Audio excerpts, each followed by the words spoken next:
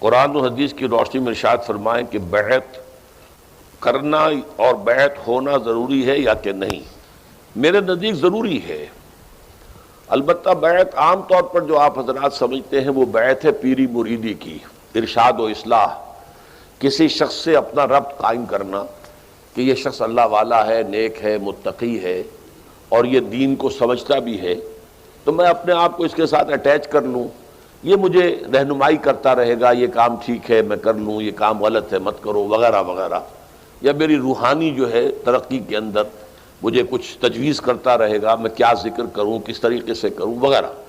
یہ بیعت ہے جو ہمارے ہاں اب معروف ہے، بیعت ارشاد اس کو ہم کہتے ہیں، یا بیعت تزکیہ نفس اسے کہتے ہیں۔ اس کے لیے بھی اگرچہ میرے نزدیک اس کے لیے دلائل ہیں، اور بیعت عقبہ اولیٰ جو ہے در حقیقت میرے نزدیک وہ سنت کے ذخیرے میں اس قسم کی بیعت کے لیے ایک دلیل ہے، اساس ہے۔ لیکن جس بیعت کا ہم ذکر کر رہے ہیں وہ بیعت بالکل مختلف ہے، وہ بیعت ہے بیعت جماعت، کسی جماعت میں شامل ہونے کے لیے بیعت کرنا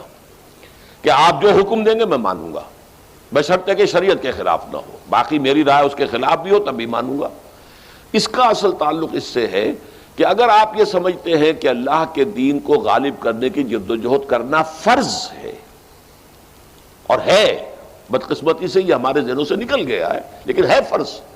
اگر بندہ مومن جو ہے وہ باطل کے غلبے کے تحت زندگی گزار رہا ہے تو اس کا فرض عین ہے کہ اس باطل کے غلبے کو ختم کر کے اللہ کے دین حق کے غلبے کی جدوجہد کرے۔ اس جدوجہد کے لیے کسی نہ کسی جماعت میں ہونا لازم ہے، جیسے نماز آپ نہیں پڑھ سکتے بغیر وضو کے، ایسے ہی یہ جدوجہد بغیر جماعت کے نہیں ہو سکتی۔ اس جماعت میں شامل ہونے کا ایک طریقہ یہ ہے کہ اللہ کے کسی ایسے بندے سے جس سے آپ متفق ہوں کہ اس کا طریقہ کار بھی صحیح ہے، یہ آدمی بھی صحیح ہے، یہ راستہ جانتا بھی ہے، میں اپنے آپ کو اس کے ساتھ اٹیچ کرتا ہوں، میں اس کا ساتھی ہوں، یہ جو کہے گا میں کروں گا۔ یہ بیعت ہے، بیعت سمع و طاعت فی المعروف، جو کہ ایک حزب اللہ بنانے کے لیے، ایک جماعت بنانے کے لیے یہ بیعت ہے۔ اور یہ بیعت جو ہے یہ لازم ہے، یہ وہ بیعت ہے جس کے بارے میں حضور کی حدیث ہے صحیح مسلم کے اندر حضرت عبداللہ ابن عمر رضی اللہ تعالی عنہما سے، من مات ولیس فی عنقہ بیعۃ مات میتۃ جاہلیۃ، جو شخص مر گیا اس حال میں کہ اس کے گردن میں بیعت کا قلادہ نہیں تھا۔ اب یہ گردن میں قلادہ ہونا، جیسے کوئی بکری ہے، آپ نے ایک رسی اس کے گردن میں ڈالی ہوئی ہے، وہ آپ نے پکڑی ہوئی ہے، یہ بیعت کی حیثیت یہ ہوتی ہے۔ آپ نے وہ آپ کے ہاتھ میں رسی ہے، بکری ادھر ادھر نہیں جا سکتی۔ اسی طرح آپ نے کسی کی بیعت کی ہے تو اب آپ اس کے تابع فرمان ہو گئے، اس کا حکم آپ کو ماننا پڑے گا، بالکل جیسے کہ آپ کے گردن میں وہ ایک جو ہے وہ پڑی ہوئی ہے، قلادہ پڑا ہوا اور اس کا جو سرا ہے وہ شخص کے ہاتھ میں ہے۔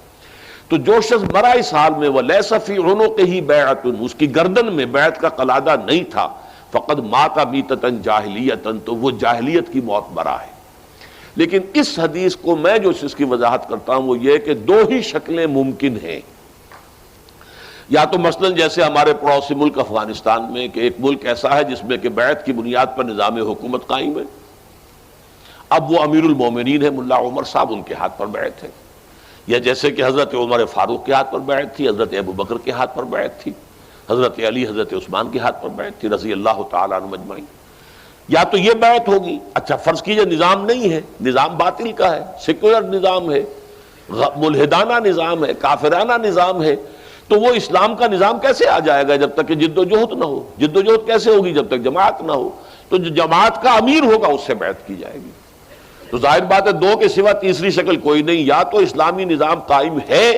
تو اس کا جو امیر ہے سربراہ ہے اس کے ہاتھ پر بیعت، قائم نہیں ہے تو قائم کرنے کی جد و جہد کرنا فرض عین ہے، اس کے لیے کسی ایسی جماعت کے امیر سے بیعت کہ جو جد و جہد کر رہی ہو اور اس پر بیعت کر کے آپ اس میں شامل ہو جائیں۔ اس اعتبار سے میرے نزدیک یہ بیعت جو الفاظ آئے ہیں من مات ولیس فی عنقہ بیعۃ مات میتۃ جاہلیۃ، 100% صحیح ہے، درست ہے، اور اس میں کوئی استثناء موجود نہیں۔ میرے دوستوں نے یہ ویڈیو مکمل دیکھ لی، تو کیسی لگی آپ کو ویڈیو؟ امید کرتا ہوں کہ آپ کو اچھی ویڈیو لگی ہوگی، آپ کے علم میں اضافہ ہوا کہ نہیں ہوا، آپ ہمیں کمنٹس کر کے بتائیے گا، اور ایسی اچھی ویڈیو دیکھنے کے لیے ہمارے چینل کو سبسکرائب کیجیے گا۔ اوکے، اللہ حافظ۔